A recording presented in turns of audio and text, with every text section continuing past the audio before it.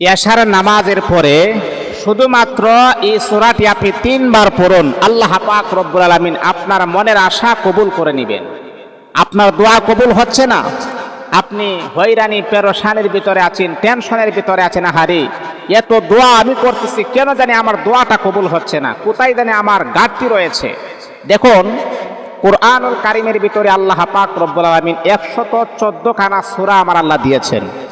এর ভিতরে কিন্তু কিছু সূরার গুরুত্ব এমন বেশি, যেমন সূরাতুল ইখলাসের গুরুত্বটা এতটাই বেশি, যদি কোনো আল্লাহ তাআলার বান্দা এই সূরাটাকে যদি একবার পড়তে পারে, একবার, কয়বার, একবার যদি পড়েন, তাহলে 10 পারা কোরআন শরীফ পড়ার সওয়াব আমার আল্লাহ আপনার আমল নামার ভিতরে দান করে দিবেন। আল্লাহু আকবার।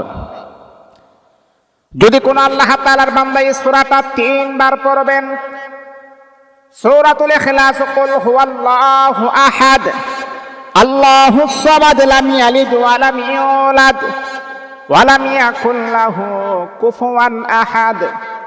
আল্লাহ তাআলার পয়গম্বর বিশ্বনবী মুহাম্মদুর রাসূলুল্লাহ সাল্লাল্লাহু আলাইহি ওয়াসাল্লাম বলেন, ও আমার উম্মতি মুহাম্মদীরা, যদি তোমরা সূরাতুল ইখলাস একবার নয়, 2 বার নয়, যদি তোমরা 3 বার পড়তে পারো, আল্লাহ পাক রব্বুল আলামিন কোরআন শরীফ এক খতম কোরআনের সওয়াব আমার আল্লাহ আপনার আমল নামার ভিতরে দান করে দিবেন।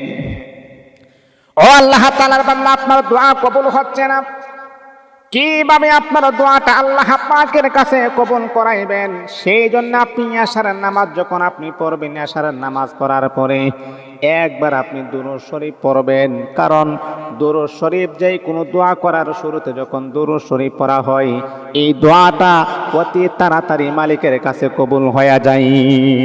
কারণ আমার রাসূল যদি খুশি হয়, আল্লাহ পাক রব্বুল আলামিন খুশি হন। আর এই দোয়া আপনি কখনই করবেন না যে দোয়া করার আগে দুরূদ শরীফ পড়া হয় না। না, আপনি যখনই দোয়া করবেন তখনই আমার হাবিবের নামে কমাস কম একবার হইল দুরূদে ইব্রাহিম অথবা দুরূদ শরীফ আপনি পড়বেন। সবচাইতে ছোট দরুদ হলো সাল্লাল্লাহু আলাইহি ওয়াসাল্লাম, সাল্লাল্লাহু আলাইহি ওয়াসাল্লাম। আপনার সময় যদি কবে কম থাকে, তাহলে আপনি কমাস কম সাল্লাল্লাহু আলাইহি ওয়াসাল্লাম আপনি পড়বেন। আমার নবীর নামে দুরূদ শরীফ পড়ে তারপর আপনি আল্লাহ পাকের কাছে দোয়া চাইবেন, এই দোয়াটা আমার আল্লাহ অতি তাড়াতাড়ি কবুল করে নেবেন।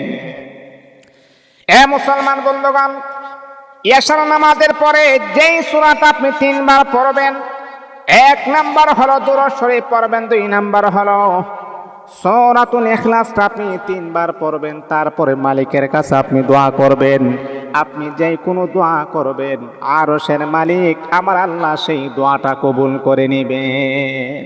কারণ সূরাতুল ইখলাসের ভিতরে আল্লাহ পাকের পরিচয় আমার আল্লাহ সুন্দর করে উপস্থাপন করেছেন। আল্লাহ বলেন, কুল হুয়াল্লাহু আহাদ, আমি এক, অদ্বিতীয়, আমি ছাড়া আর কোনো মাবুদ নাই। এই সূরার ভিতরে আছে, আল্লাহ বলেন, লাম ইয়ালিদ ওয়া লাম ইউলাদ ওয়া লাম ইয়াকুল লাহু কুফুয়ান আহাদ। আল্লাহ বলেন, আমাকে কেউ জন্ম দেয় নাই, আমিও কাহারো কাছ থেকে জন্ম হই নাই, আমি কাহারো মুখাপেক্ষী নয়। আল্লাহ পাকের পরিচয়, সূরাটা ছোট হতে পারে, কিন্তু আল্লাহ পাকের গোটা পরিচয় আমার আল্লাহ সূরাতুল ইখলাসের ভিতরে তুলে ধরেছেন। আর এই পরিচয়ের সূরা যদি আপনি পড়েন, তাহলে অধিক সম্মান এবং মর্যাদার মালিক আপনি হয়ে যাবেন। এ মুসলমান বন্ধুগণ, যদি আপনি দুনিয়াতে সম্মান চান, তাহলে বেশি বেশি করে আপনি সূরাতুল ইখলাস আপনি পড়ুন। দুনিয়াতে যদি আপনার সম্মান মর্যাদা বৃদ্ধি করাতে চান, এ আল্লাহ তাআলার বান্দা, তাহলে আপনি বেশি বেশি করে সূরাতুল ইখলাস আপনি পাঠ করুন। আল্লাহ পাক রব্বুল আলামিন এই সূরাটা বেশি বেশি করে পাঠ করার কারণে আমার আল্লাহ দুনিয়াতে আপনার সম্মান মর্যাদা বৃদ্ধি করে দিবেন। এই জন্যে মুসলমান, আমরা যেখানেই থাকি না কেন, যখনই কোনো দুঃসংবাদ আমরা শুনবো অথবা সুসংবাদই আমরা শুনবো, তখন শুকরিয়া তান কমাস কম সূরাতুল ইখলাসটা আপনি 3 বার আপনি পড়বেন। আপনার মা দুনিয়াতে নাই, আপনার বাবা দুনিয়াতে নাই, মা বাবার কবরের পাশে দাঁড়িয়ে একবার সূরাতুল ফাতিহা, 3 বার সূরা ইখলাস পড়ে 2টা হাত বাড়িয়ে তাদের জন্য দোয়া করবেন। মনে থাকবে তো ইনশাআল্লাহ।